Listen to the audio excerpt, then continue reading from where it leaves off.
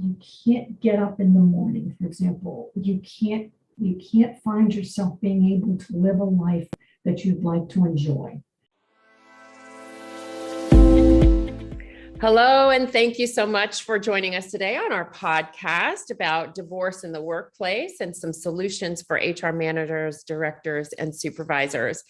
And today's topic is going to be very interesting because I think it's really important that we all understand the difference between what a therapist is and does and provides in this process and what a coach provides. So I have invited somebody that's very knowledgeable about both of those. I'd like to introduce you to Carol McKelvey. She is a certified divorce coach, a certified transition and recovery coach, a certified diversity coach, and she has an over 30-year career in the mental health field. So I thought it was a really important discussion to have with her today. So let me tell you a little bit about Carol. She was born in Pittsburgh, Pennsylvania, and she attended the University of Pittsburgh and received a Bachelor of Science in Psychology, and went on to California University of Pennsylvania for her MS Community Agency Counseling.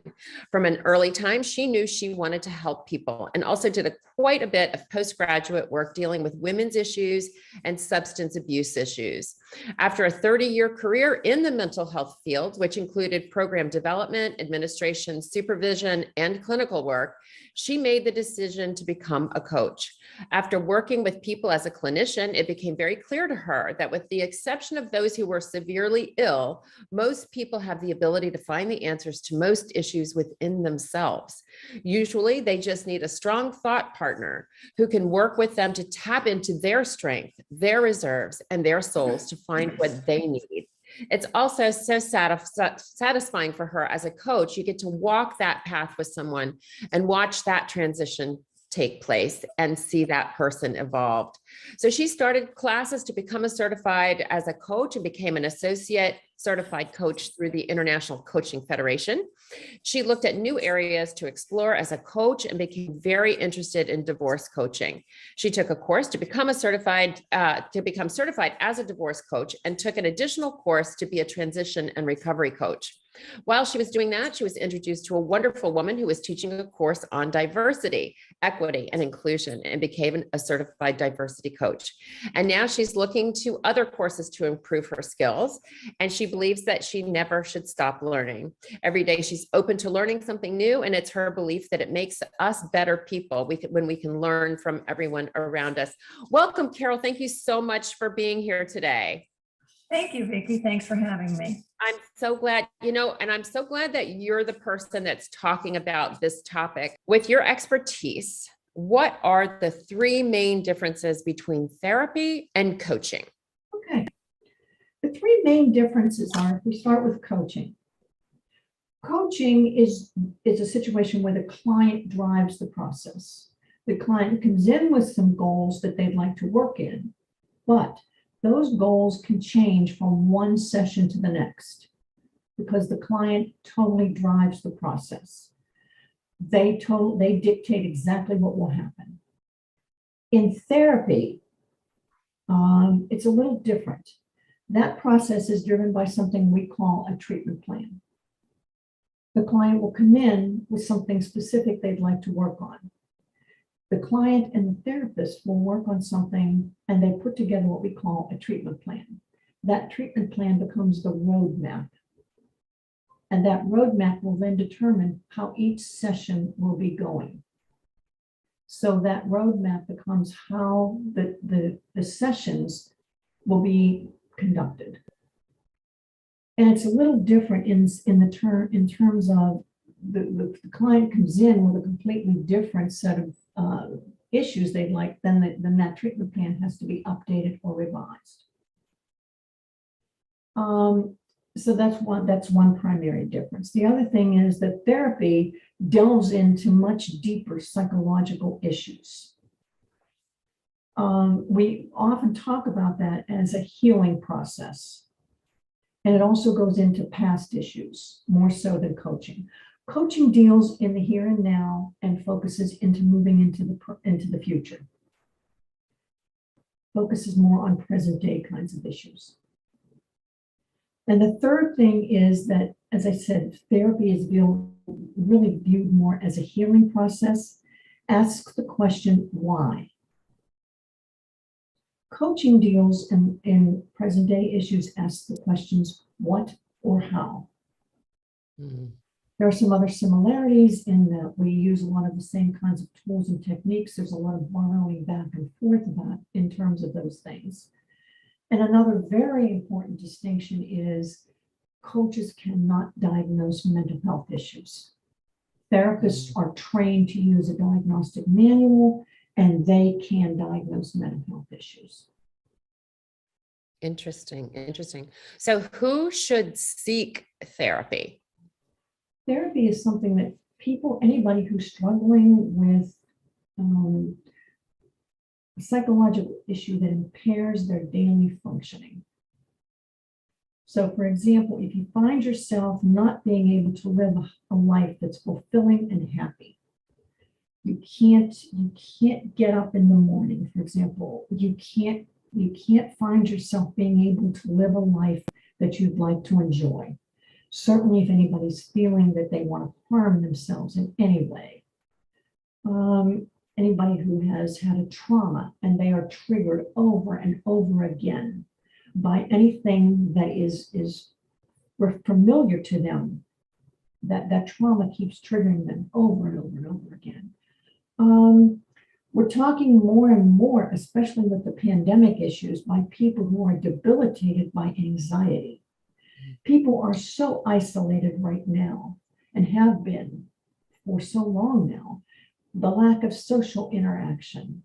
People are calling and saying they can't see their loved ones. They can't see friends. They have felt so isolated, so alone, so that they find themselves with literally debilitating anxiety because of that. We're finding more and more people who are wanting to seek therapy because of that. So it's really something that has created a whole new group of people who really before never thought about therapy, but are now coming in for therapy. So your life being so debilitated by any kind of circumstance. So when do you know that you need therapy versus coaching? I think the biggest difference is when you can't carry on normal daily functions and you find yourself hygiene issues, not being able to get up and go to work, not being able to carry on normal interactions with people. Literally, your sleep is disturbed. You don't eat normally. You resort to drinking to try to stabilize your mood, or pill taking. You can't interact in a normal way with your friends, with your family members. Those are times when you really need to think about therapy. Coaching is when you find you're struggling with a question in your mind and you can't get past it. So in the divorce process, some of those things can happen to you as a result of going through the divorce process, right? So there were times that I found myself unable to get out of bed or just living in this fog state. Is there, and I know that coaching, God, I wish that I had one when I went through mine. I did not know that they even existed, or else that would have changed my life. But when do you know that you can need one or the other or both? I think sometimes what happens, especially in that situation that you described, because I've talked to so many people who have had that reaction, it's paralyzing. It's just a paralyzing experience. You never expected it. Nobody goes into a marriage expecting that outcome. So what happens is if so many people who begin with coaching find themselves, once they start to talk and they begin to experience somebody saying, it's okay, take a deep breath. We'll talk this through a little bit. They begin to realize that there's somebody listening, somebody is relating to what I'm going through. then they start to function. They begin to say, oh, this is not as bad as I thought it was. Or here's somebody who's going to walk with me, somebody who's going to listen to me, somebody who's going to hear what I'm going through and go through it with me. I don't feel so alone. I don't feel so terrified. I don't feel so paralyzed. And they begin to function again in a way that they think, I can get through this. The coach helps them. Other times, a coach begins to see that this person needs more because this divorce has had an impact on this person's life that goes beyond what the coach is going to do. The coach will then suggest that perhaps therapy might be an added help to this person at this time. So let me ask you, what's the biggest roadblock to people getting into therapy? Before the pandemic, I would have said insurance, because people find that to have been the biggest problem. Right now, interestingly enough, it's finding a therapist, because so many therapists have decided that they don't want to see people in office. Mm. And everybody has sort of gone to virtual in many instances. When I owned a therapy practice when I was living in Pittsburgh. And because I heard so much of that, the therapists that worked in the practice I owned, we made a collective decision to continue to see people in office, because this was a group of people who felt so strongly that they really knew people wanted to be seen in office. And we did everything we needed to do. We followed every protocol that the CDC established, and we continued to see people in office. But many therapy practices did not do that. As a result, people really were just seeking help. And that was the biggest obstacle. People wanted to be seen. People were desperate to be seen. And that continues to be a problem. In response to that, a lot of what's happened is that you've seen a lot of sort of an incredible growth in the number of virtual practices, where people are being seen virtually, and that is the only way people are being seen. Now, is that better than absolutely nothing? Yes, it is. I think it is. People are at least getting help. People are being seen in a way that may not have that one-to-one in office help, but it's a way that they're being seen, and there's someone they can talk to. And that's so important, right? And Absolutely. so if you want to recommend a therapist, you want to go and find one, what's the best way to go about that, choosing a Call therapist? your insurance company. Every insurance card has a number on the back for member services. That's one of the first places to begin. There are several websites you can go to. Psychology Today is one of them. Therapy Network, there are a number of them. Very often when you do go to those websites, that you can drill down to specialties. And if you have a specific problem, if you have a specific, you put in your zip code, you put in, whether or not you want a male or a female. If you have a specific problem that you are wanting to discuss. I find that, for example, in the case of the divorce situation, there are websites that deal specifically with that problem, because there are therapists who deal specifically with divorce situations. I find that if you're seeing a coach, those coaches typically have a network of people they refer people going through divorces too, who are experienced and knowledgeable in working with people who are going through divorces. That's the best resource to go through as far as people going through divorces, because it's really helpful to go to someone who is knowledgeable with that particular problem.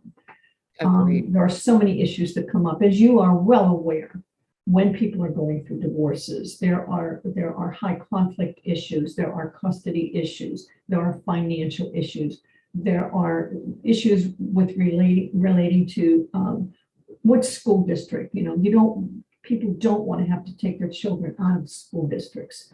Where will we live? Um, Children, especially young children, get very attached to their homes. It's really hard for little ones to have to leave a home, a neighborhood, their friends. So there are lots and lots of familial issues that have to be dealt with. It helps to have a therapist who's going to be able to work with those kinds of issues. So when do you know that you need a coach versus a therapist? It really comes down to those, as I said earlier, those really deep, serious psychological issues. And the functioning level. If your functioning level is so impaired, as I said earlier, sometimes a coach will be able to identify that. Most coaches, they should be able to identify that immediately. Within 2 or 3 sessions, if they will know, a coach will know, this is a functioning problem that goes beyond a coaching issue, and they will make a referral. Most people should be able to know that they're not functioning at a level that they normally can, and that they should be reaching out to a therapist. So I think if a coach doesn't, and if a client doesn't, typically a coach will refer. All good ethical coaches will make the referral. When they know when they know that an issue is outside of their scope of skill or ability, they will make the referral. Right. One of the things that I see as a big difference between a coach and a therapist is that the therapist deals with the issues, maybe like to your point, from the trauma, that causes low self-esteem, why you feel that you are, somebody that should be treated like that, those types of issues. Whereas a coach actually helps you through the entire process, where, figuring out what kind of divorce is the best for the situation that you're in. And those are the types of things that a therapist doesn't deal with, the particulars of a divorce, right? The therapist is there to help you deal with maybe why you got into this position, but a coach helps you get through the entire process. Exactly. And right, that's not where a therapist is trained or should do, right? Mhm. They're there for that emotional healing. That's the word I was just about to use. It's the emotional business that the therapist deals with, the why. As I said earlier, the coach deals with the what or the how, and the therapist deals with the why, the emotional issues around the divorce, as opposed to the coach dealing with the what and the how and the business of divorce. That's a perfect way that I think about it in the same way, Vicki. It's the business of the divorce. The therapist deals with the emotion of it. Right, exactly. And it is such a labyrinthine system that not having somebody by your side that understands that process is dangerous to the outcome that you may receive if you don't have that support. Absolutely. And right. And so the last question that I have for you is, and I know that a lot of people go, should I have a coach or a therapist? But the question is, can I see a coach and a therapist at the same time? Absolutely. Absolutely. Because sometimes there may be overlapping issues. Sometimes it's a very similar kind of thing. Sometimes, until you work on the emotional business of the divorce, you need that help while you're working on the business of the divorce. So you need to help. And typically, with the correct consents, those two professionals can be talking to one another to get the optimal results for the client. Agreed. Absolutely. They can be seeing two people at the same time. And you can also have a divorce coach and an attorney at the same time. And you can have a divorce coach and a realtor at the same time. It's all the coach almost like works with you to find those professionals, recommend some sort of additional help, support. And divorce is more than just family law too. There's other areas of the law that is involved with a lot of these people's divorces. So having somebody by your side that can say, yes, this is the right path.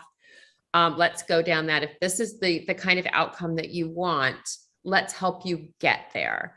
And that to me is such a big difference, and explaining why a coach is an important part of the entire process. Just another team member.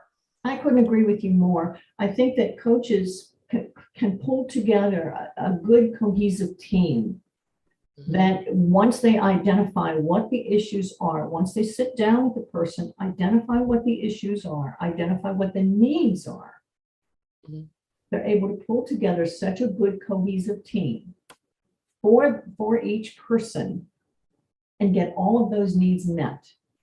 Exactly. So that this process, which is normally, a pretty chaotic and traumatic process for anybody, can become I'm not saying that it's not going to be a difficult situation, but can it become much less traumatic?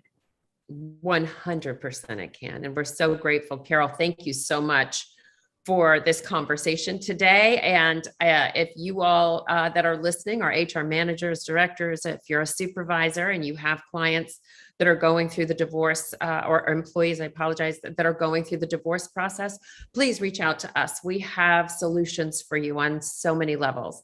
And Carol, thank you so much. And we so appreciate it. We'd love to have you back on our podcast again soon to talk about this very important topic.